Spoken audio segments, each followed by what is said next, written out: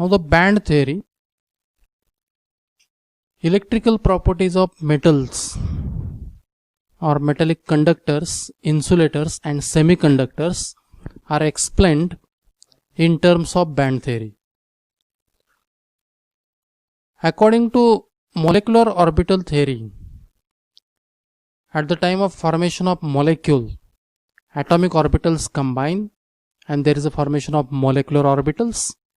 There are two types of molecular orbitals, bonding molecular orbitals and anti-bonding molecular orbitals. Now when atomic orbitals combine and form molecular orbitals, there will be same number of molecular orbitals formed as that of atomic orbitals. For example, suppose two atomic orbitals are involved in the process of formation of molecular orbital, then we get two molecular orbitals. Out of two molecular orbitals, one is bonding and other is anti-bonding. Generally, bonding molecular orbitals are having lower energy, whereas anti-bonding molecular orbitals have higher energy. So in this way, in a crystal or in a compound or in a substance, there is a formation of two bands. Upper band, which is generally empty band, which is formed by anti-bonding molecular orbitals, and lower band that is generally filled by the electrons and it is formed by the bonding molecular orbitals.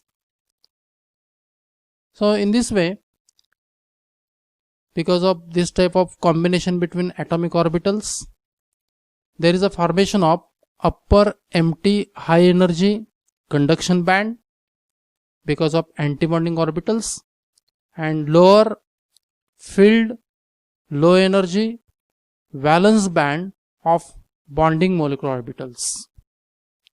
Now these two bands, that is upper conduction band and lower valence band, it is separated by band gap. So band gap, it is the energy difference between valence band and conduction band.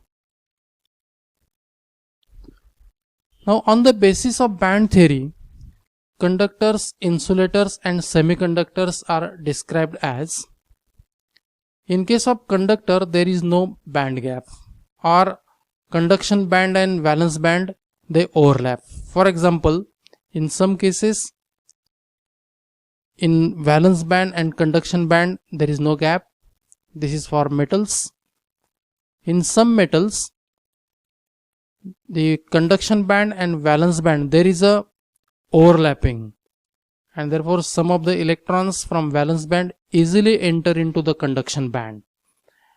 Here there is no gap, even here bands are overlapping with each other, and because of this, when metals or conductors, they easily conduct electric current. Electron easily enter from valence band to conduction band. Okay. Now about the insulators. In case of insulators, there is a large band gap between conduction band and valence band. So this gap is called as forbidden zone. Forbidden zone means it is not possible for electrons to jump from this filled valence band to empty conduction band. This is impossible because this gap is very high. Gap between conduction band and valence band, it is very high, and therefore it is forbidden zone. Now in case of semiconductors, there is a small band gap between empty conduction band and filled valence band, and therefore under certain special circumstances or conditions, in case of semiconductors, electrons enter into the conduction band, valence band to conduction band. So under normal conditions, conductors easily conduct electric current. Insulators are not conducting electric current at all, whereas semiconductors conduct electric current. And especially for semiconductors, as the temperature increases, they their conductivity increases. Reason for this is, as the temperature increases, easily electron enter into the conduction band, and therefore their conductivity increases. Now, detail about the semiconductors.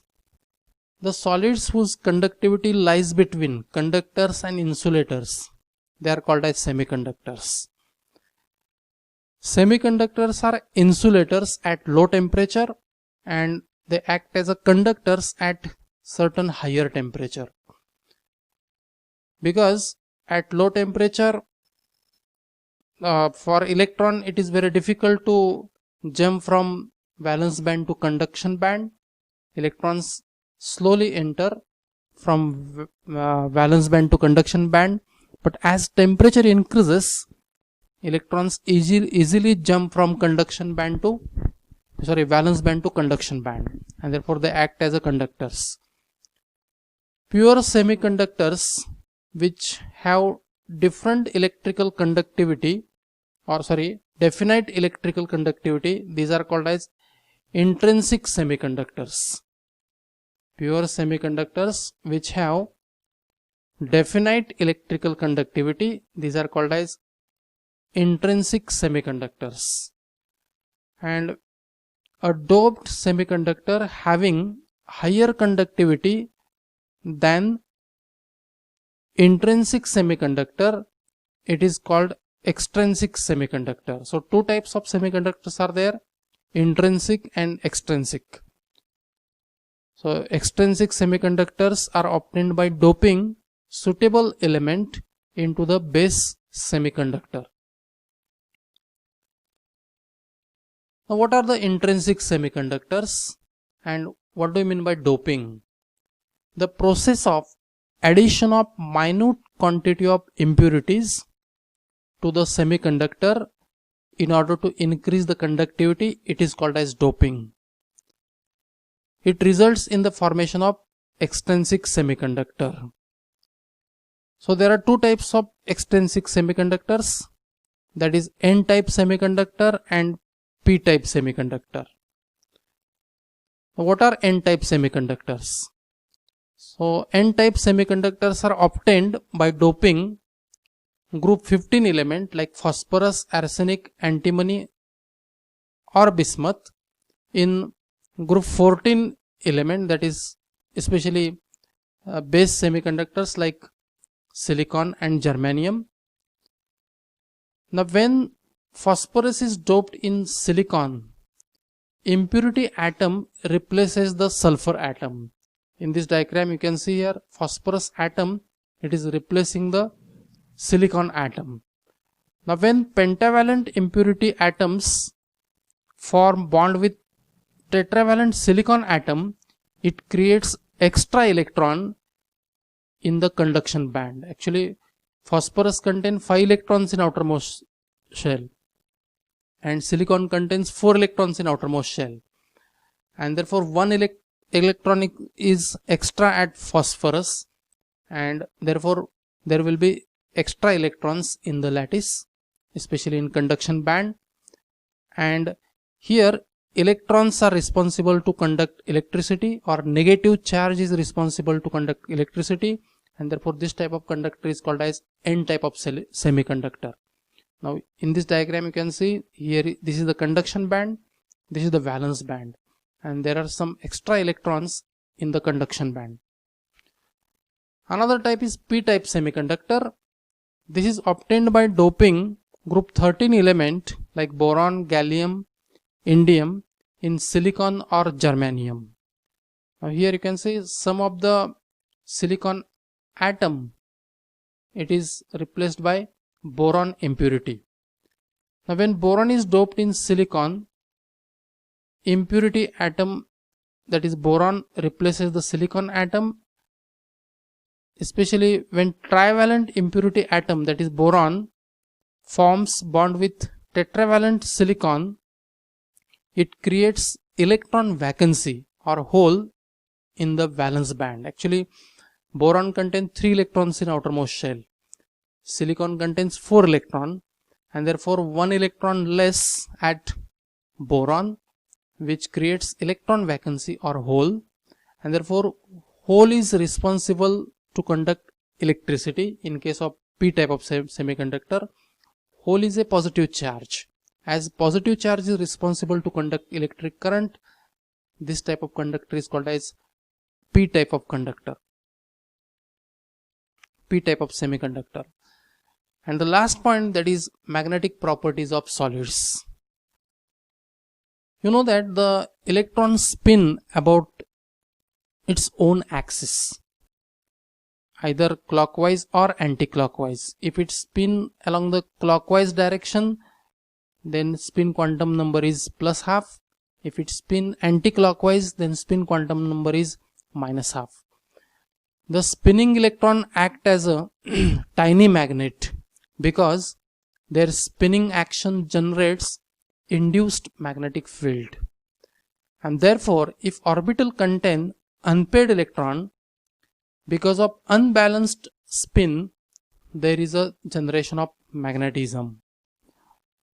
Whereas when all the electrons or all the orbitals are filled by the electrons, or when electrons are paired in orbital, spin gets balanced, electronic spin gets balanced, and therefore there will be no magnetism.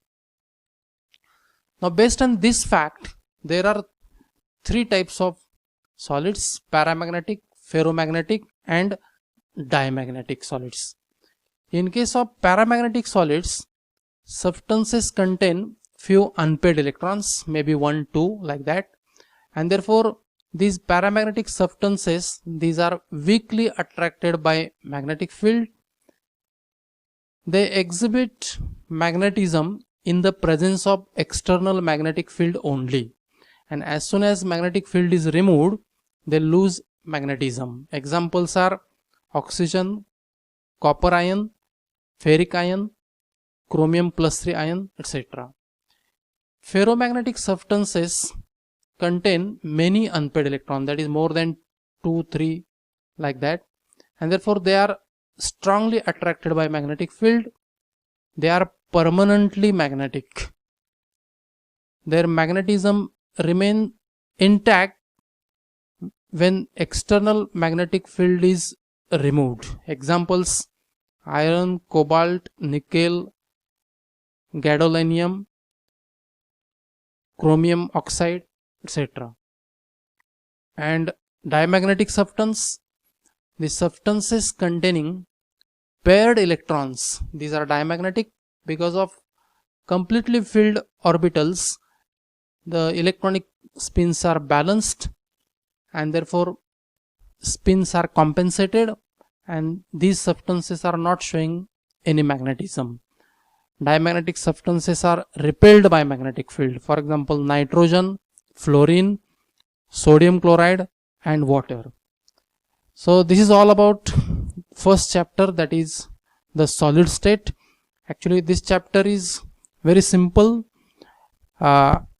After you watch this video, you go through the chapter, you read chapter thoroughly using textbook, then you solve the problems. You read the chapter 2-3 times. Easily you will get good marks in this chapter. All the best.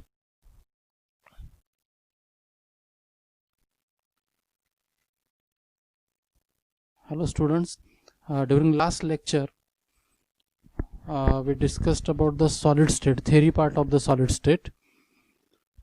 Now in this lecture we are going to solve some unsolved problems from the textbook on solid state. Now first problem is, lead has face centered cubic structure with edge length of unit cell equal to 495 picometer. Radius of lead atom will be, or radius of lead is. Now edge length is given. So here element is lead. It has a face centered cubic structure edge length is 495 picometer, and we need to calculate radius of the face centered cubic structure, radius of the lead atom. Now for face centered cubic structure, we know that A is equal to 4r upon root 2, or r is equal to A upon 2 into root 2, that is equal to 0.3535 into A.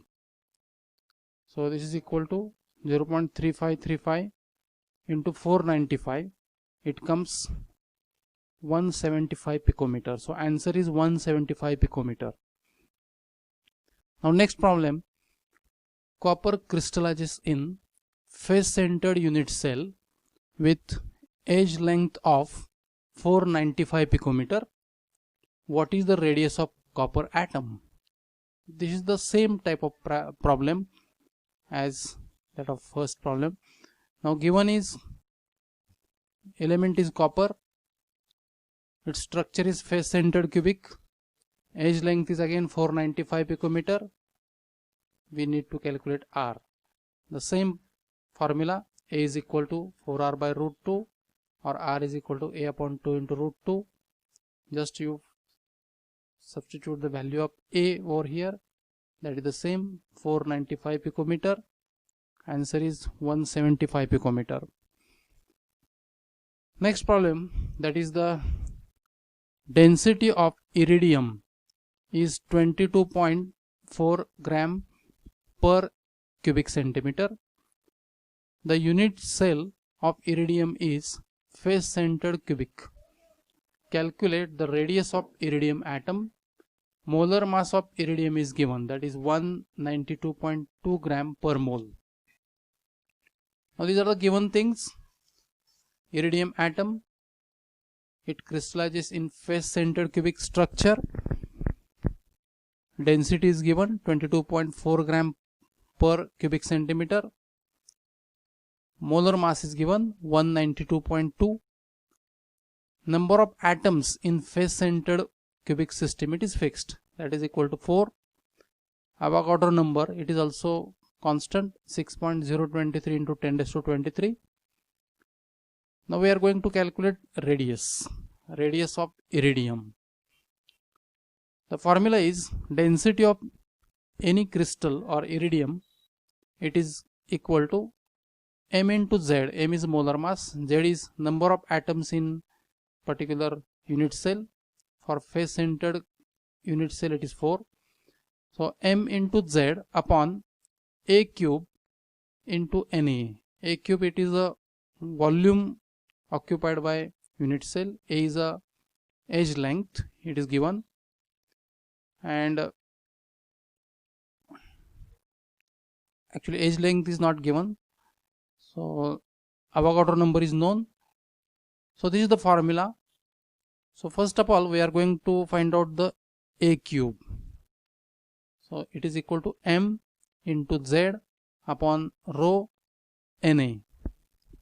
That is equal to, so value of molar mass is 192.2 into 4. This is the number of particles or number of atoms present in face centered cubic unit cell, upon 22.4. This is the density, into 6.023 into 10 raised to 23. This is the Avogadro number.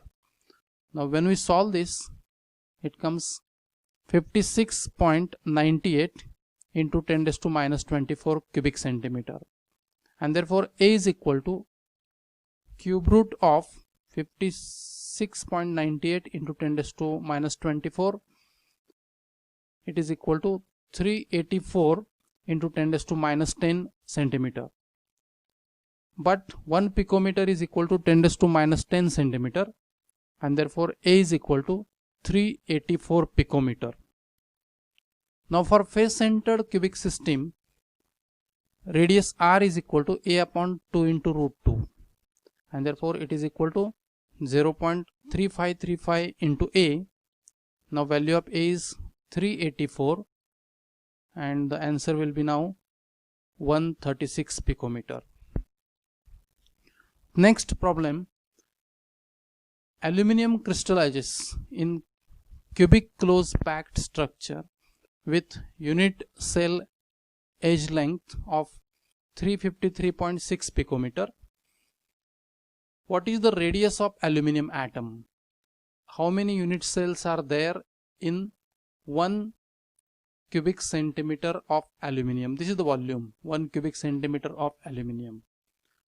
Given actually element is aluminum, it crystallization cubic close packed or face centered cubic structure. Edge length is given, that is 353.6 picometer. It means it is equal to 353.6 into 10 raised to minus 10 centimeter. Number of atoms in face centered cubic system, it is 4. Volume of aluminum is given, that is 1 cubic centimeter. Now we need to find out the R, radius of aluminum, and number of unit cells. Now again for face centered cubic system, A is equal to 4R upon root 2, or R is equal to A upon 2 into root 2, or it is equal to 0.3535 into A. Value of A in picometer is known, it is given, it is 353.6. So answer is 125 picometer. So R, that is radius of aluminum, it is 125 picometer. Now next, number of unit cell. Number of unit cell, it can be calculated by this formula. It is equal to volume upon the A cube. So this is equal to, now volume of aluminum, it is 1, and this is the A, that is 353.6 into 10 raised to minus 10 centimeter. We need to take cube of this. When we solve this, it comes 2.26 into 10 raised to 22 unit cells. Answer is number of unit cells equal to 2.26 into 10 raised to 22. Now next problem, an element with molar mass 27 gram per mole forms cubic unit cell with edge length of 405 picometer. If density of the element is 2.7 gram per cubic centimeter, what is the nature of cubic cell, whether it is simple cubic, body centered cubic, or face centered cubic? So this is the given data. M is equal to 27, that is molar mass is 27. Edge length is given, it is 405 picometer, that is equal to 405 into 10 raised to minus 10 centimeter. Density is given 2.7 gram per cubic centimeter. Density is given 2.7 gram per centimeter cube. Now what is the nature of cubic cell, cubic unit cell, whether it is face centered, body centered, or simple cubic? Now for calculation of density, this is the formula. Already I explained. This is the density, rho. M is molar mass, Z is number of atoms in unit cell, and this is A cube. A is a edge length, and A is a Avogadro number. Now first of all, we are going to calculate the Z, that is number of particles present in the unit cell. So this is equal to density into A cube, that is edge length cube, into Avogadro number upon M. Just this first formula is rearranged for Z. Now when we substitute the value of each parameter, that is density 2.7, then edge length is 405 into 10 raised to minus 10 cube, and this is the Avogadro number 6.023 into 10 raised to 23 upon 27. 27 is a molar mass. When we solve this, answer is 4, that is Z is equal to 4. It means there are 4 atoms in unit cell.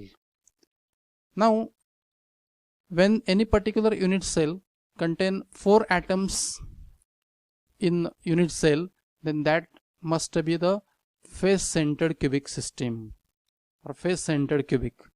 As already I told you many times, for simple cubic system Z is equal to 1, for body centered cubic system Z or number of atom equal to 2, and for face centered cubic system number of atoms or Z is equal to 4, and therefore this must be face centered cubic system.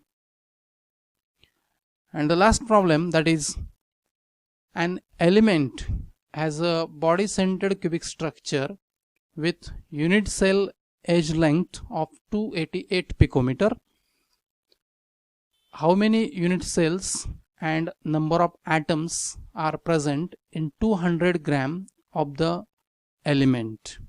Actually, in this problem one data is missing, that is density is not given. It should be, or density should be 7.2 gram per cubic centimeter. Now this is the given data. A is equal to 288 picometer, or it is equal to 288 into 10 raised to minus 10 centimeter. X, that is amount of substance, it is 200 gram. It is a body centered cubic system, and therefore number of atoms present in unit cell, that is Z, it is equal to 2. Density is 7.2 gram per cubic centimeter. We need to find out number of unit cell and number of particles in 200 gram. Now first calculation, that is number of unit cells, this is equal to X, that is amount of substance in gram, upon density A cube. A is the edge length.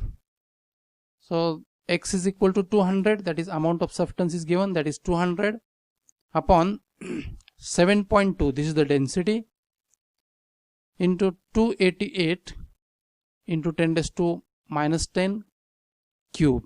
So this is the edge length cube. So when we solve this, answer is 1.16 into 10 raised to 24. So number of unit cells equal to 1.16 into 10 raised to 24. Now the number of particles present in the same amount, that is 200 gram. The formula for number of particle is number of particles equal to X into Z.